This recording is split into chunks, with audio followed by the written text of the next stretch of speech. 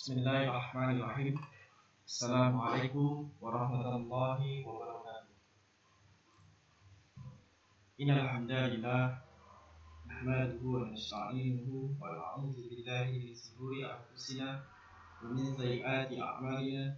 May yahdihillahu fala mudilla lahu wa may yudlil fala hadiya lahu. Asyhadu an la ilaha illallah wahdahu la syarika lahu wa asyhadu anna Muhammadan abduhu wa rasuluh. La nabiyya ba'da.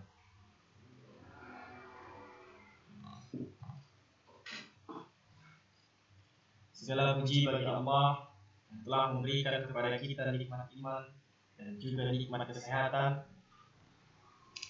Dengan nikmat iman kita dipertemukan dalam wadah yang sama, yakni Islam. Dan dengan nikmat kesehatan, alhamdulillah kita saat ini dipertemukan dalam pembelajaran daring. Ya, meskipun kondisi pembelajaran kita tidak seperti biasanya, diakibatkan oleh wabah pandemi, ya, lebih tepatnya pandemi karena sudah mendunia, pandemi virus corona. Dan alhamdulillah kita telah mendengarkan kabar bahwasannya virus corona ini telah ditemukan vaksinnya. Dan insya Allah dalam jangka waktu Januari hingga 15 bulan ke depan vaksinasi insya Allah akan selesai katanya. Dan mudah-mudahan ini adalah salah satu cara Allah mengangkat virus corona dari muka bumi. Amin ya rabbal alamin. Salawat dan salam kita sampaikan pula kepada Nabi Muhammad SAW,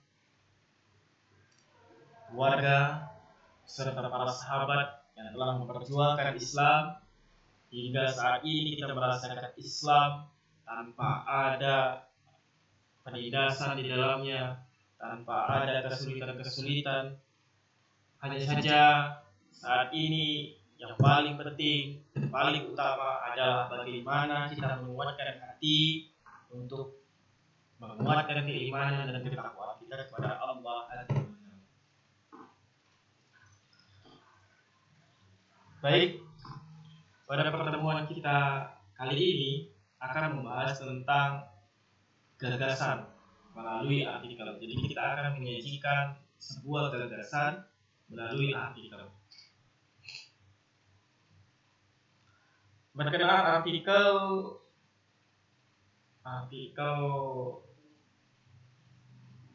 oh iya, Anda lupa. SMA kelas 12 saat ini, sebelumnya juga kelas 13 ya. Ana ingatnya kelas 12 yang tahun lalu ya. Jadi kelas 12 tahun lalu masih KTSP. Jadi KTSP itu beberapa kali membahas tentang artikel gitu ya.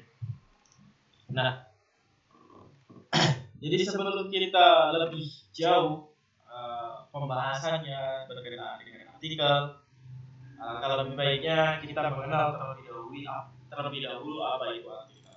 Nah, artikel itu dapat diartikan sebagai jenis tulisan yang berisi pendapat, gagasan, pikiran, atau kritik terhadap persoalan yang berkembang di masyarakat. Kalau kita tuliskan seperti artikel,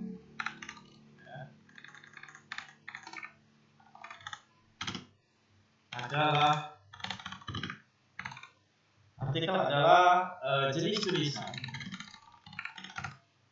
yang berisi pendapat,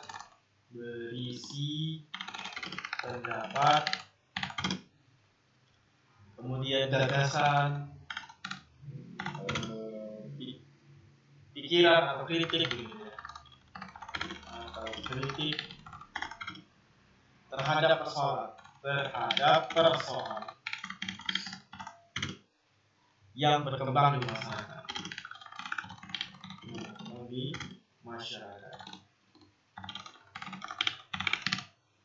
Nah, ini adalah pengertian dari artikel. Jadi kalau kita melihat pengertiannya secara umum, artikel itu adalah hal yang umum ya, tulisan biasa karena hanya pendapat, gagasan, pikiran, atau kritik. Kalau kita kembali flashback ya, ini kayak cerita gitu, kayak cerita pendek gitu. Kita flashback ke belakang. Di kelas 10 atau kelas 11 kita sudah belajar tentang pendapat, gagasan, pikiran, kritik, saran gitu ya. Sudah bahas tentang itu.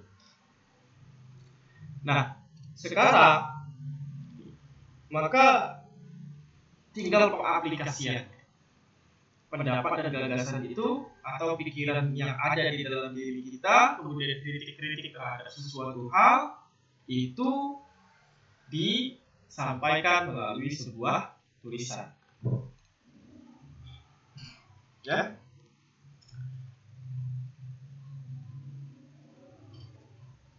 Jadi kalau mau melihat artikel di internet itu paling banyak artikel. Ada orang punya pendapat disertai dengan alasan-alasan. Itu juga termasuk artikel. Bisa juga disebut juga dengan teks eksplanasi. Teks eksplanasi itu ada hubungan dan kaitannya dengan artikel. Artikel ini hanya lebih luas saja, sedangkan teks eksplanasi hanya berada pada lingkup yang kecil. Perumpamaannya adalah antara artikel dengan teks eksplanasi adalah ikan yang ada di kolam dengan ikan yang ada di lautan. Nah, begitu ya. Artikel itu ikan yang ada di lautan, sedangkan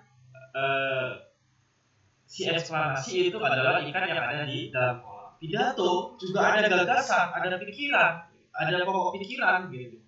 Isi pikiran seseorang yang dituangkan melalui persoalan-persoalan yang kemudian isu-isu yang ada di masyarakat. Jadi pidato, eksplanasi, eksposisi itu adalah kolam, sedangkan artikel itu lautannya. Di dalam kolam ada ikan, ada air, kemudian ada kehidupan lainnya. Begitu juga dengan lautan. Cuma lebih luas lagi lautan. Begitupun dengan artikel. Artikel itu cakupannya lebih luas dibandingkan teks-teks yang telah disebutkan sebelumnya. Baik. Selanjutnya kita lihat. Ini kita anggap selesai pengertian artikel ya. Pengertian artikel.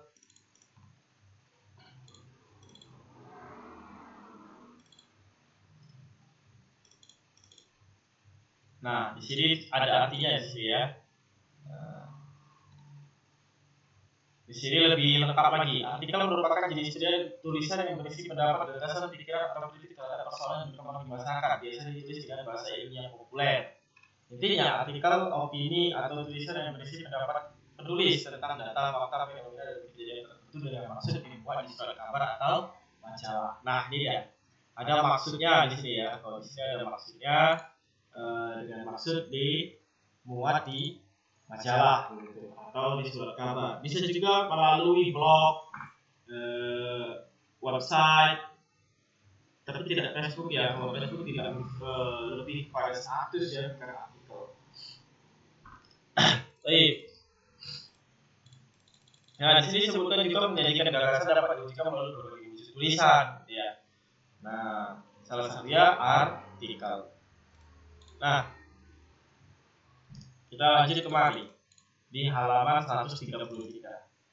Mengevaluasi informasi baik fakta maupun opini dalam sebuah artikel yang dibaca. Jadi harapannya itu ketika mempelajari materi ini, Anda sekalian bisa menemukan informasi dalam artikel opini yang dibaca, kemudian dapat membedakan antara informasi fakta maupun opini itu ya. Nah, ini memang di kelas 12 itu memang dipelajari tentang fakta dan opini. Kenapa? Karena biasanya fakta dan opini nanti muncul di soal-soal UTBK gitu ya. Fakta dan opini. Itu biasa itu, kalau fakta dan opini itu adalah yang paling sering muncul. Nah, antara fakta dan opini sekarang muncul lagi hoax. Hoax itu adalah berita bohong. Ini tapi belum masuk dalam pembelajaran ya. Mungkin dalam waktu dekat hoax itu akan masuk dalam pembelajaran. Karena dulu hoax itu bahasanya juga belum diserap ke dalam bahasa Indonesia. Sekarang sudah diserap. Jadi pelan-pelan. Hoax itu berita bohong ya. Kalau opini itu adalah gagasan atau pendapat dari penulis. Sedangkan fakta adalah yang mendukung opini. Gambarannya begitu. Nah, untuk lebih jelasnya berkenaan dengan fakta, maka fakta dan opini kita jelaskan di sini. Fakta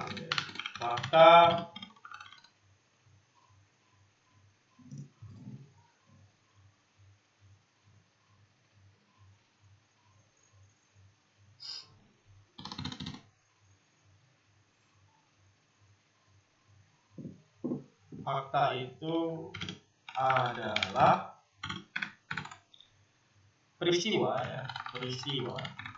atau keadaan yang benar-benar terjadi. Biar jelas. Kemudian yang selanjutnya opini. Opini adalah pendapat, pikiran, atau pendirian. Jadi ini fakta dan opini. Fakta itu peristiwa yang benar-benar terjadi. Kalau kebakaran, memang benar-benar terjadi kebakaran. Kalau opini, biasanya ditandai dengan kata menurut. Menurut Anton, kebakaran itu terjadi karena meledaknya kompor gas atau arus pendek listrik dan lain sebagainya. Jadi itulah opini. Kalau fakta memang yang benar-benar terjadi. Misalnya pada pukul 3.40 WIB terjadi banjir pada Tanjung Slamet. Jadi jelas ya fakta itu dapat dibuktikan. Jelas ya antara fakta dan opini bedanya apa? Baik.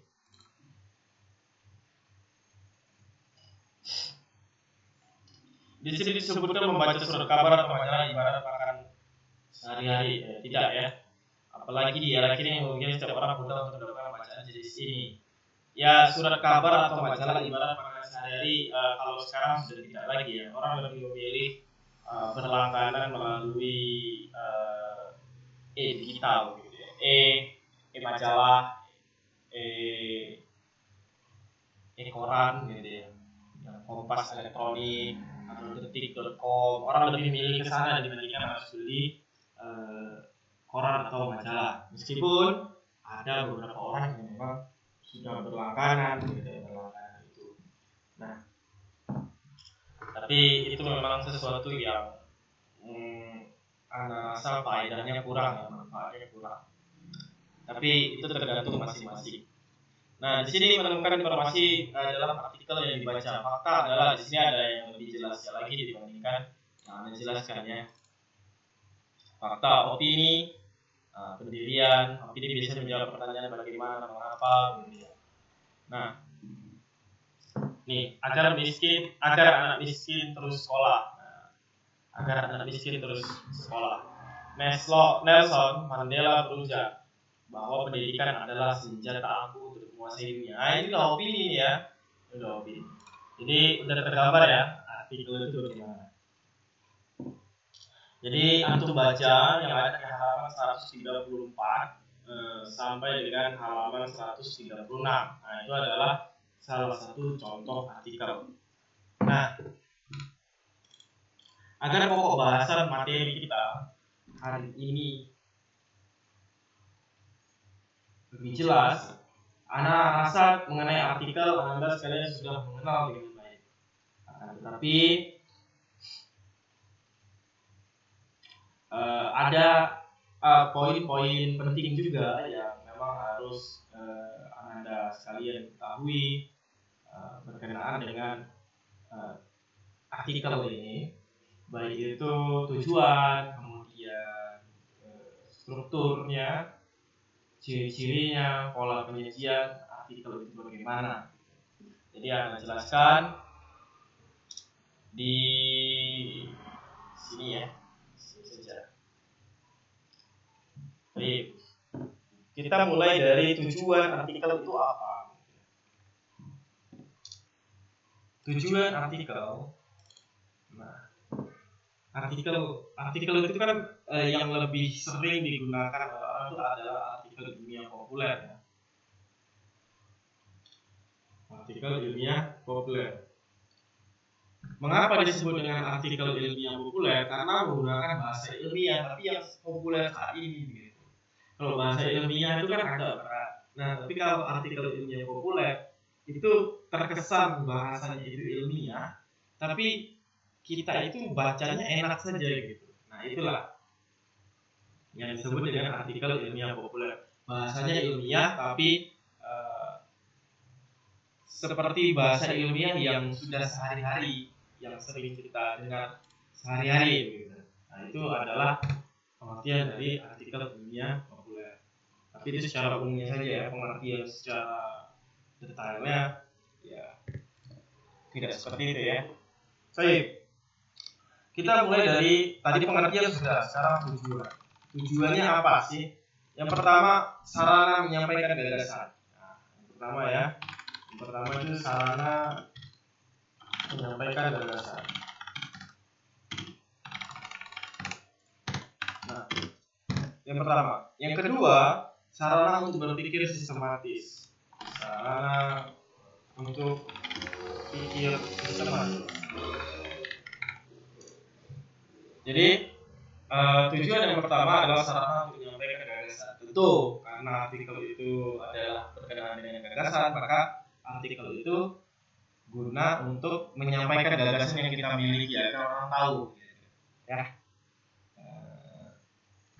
Kemudian sarana untuk berpikir sistematis. Jadi dengan kita menulis artikel, terbiasa menulis, bukan hanya menulis artikel saja, tapi terbiasa menulis, kita akan berpikir sistematis. Mengapa?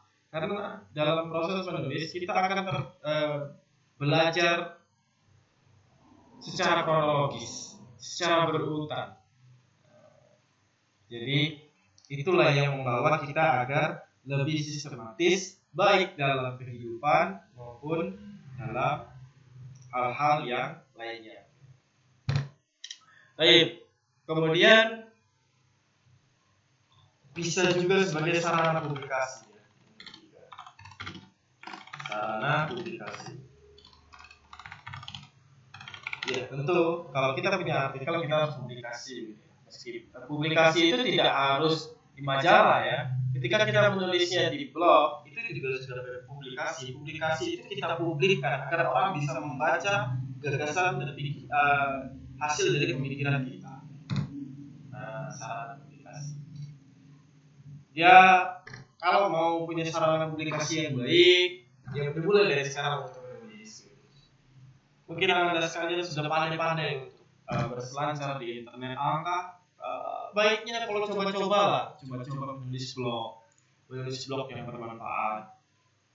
Nanti kalau blognya sudah banyak view-nya, ya dinaikkan jadi website. Ya lumayan untuk belajar menulis melalui blog. Baik.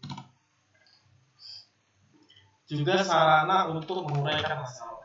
Sarana untuk menguraikan pokok masalah. Jadi di dalam artikel pasti ada masalah begitu. Mengapa seseorang punya gagasan atau pemikiran tertentu terhadap suatu hal, pasti ada masalah yang hendak diangkat begitu. Sehingga di dalam artikel ini menjadi sarana untuk menguraikan permasalahan-permasalahan itu hingga penyelesaiannya. Penyelesaian itu tentu gagasan dari si penulis, gitu ya. Nah, selanjutnya yang kelima adalah sarana untuk menjelaskan. Ya, sarana untuk menjelaskan sesuai bidang ilmu tertentu.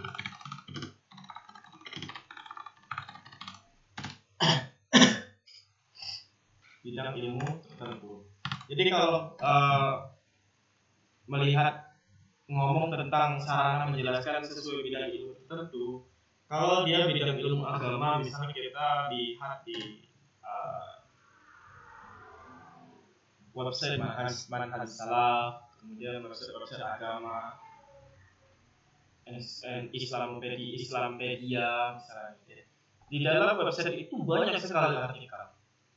Nah, artikel-artikel itu menjelaskan sesuai bidang ilmu tentang fikih, tentang agama, ya berkaitan dengan agama fikih. Ada penjelasannya. Atau mungkin artikel tentang kesehatan, bisa ke Alul Dokter misalnya.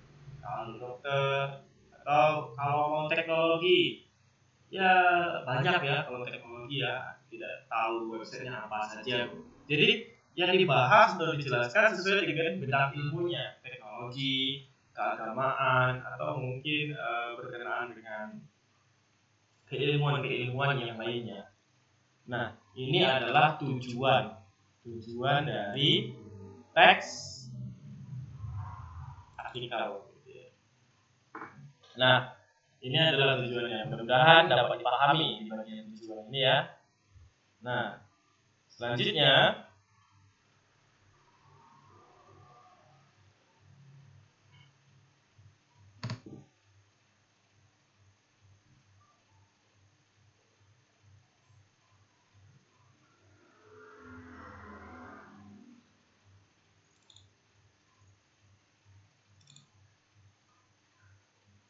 ini fakta sudah, opini sudah.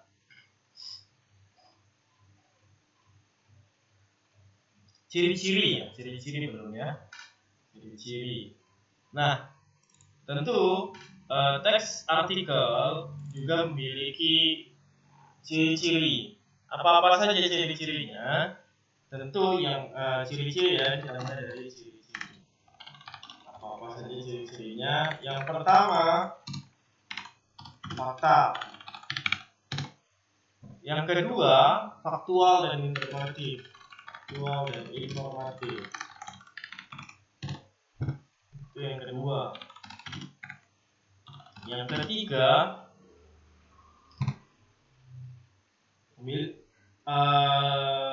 mengandung opini.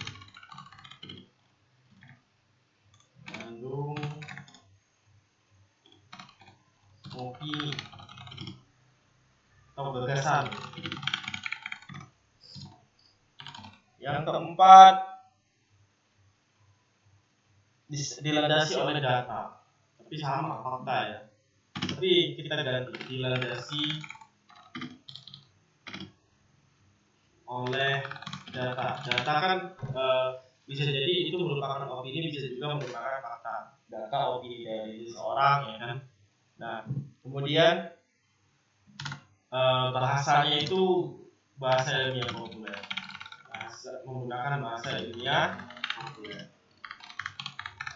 Nah, ini adalah ciri-ciri dari teks artikel. Nah, teks artikel ini kan artikel ilmiah populer, beda dengan artikel ilmiah ya. Artikel ilmiah itu dari hasil penelitian biasanya, dan itu memang agak sulit proses pembuatannya.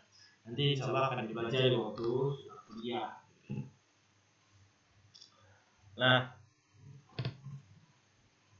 selanjutnya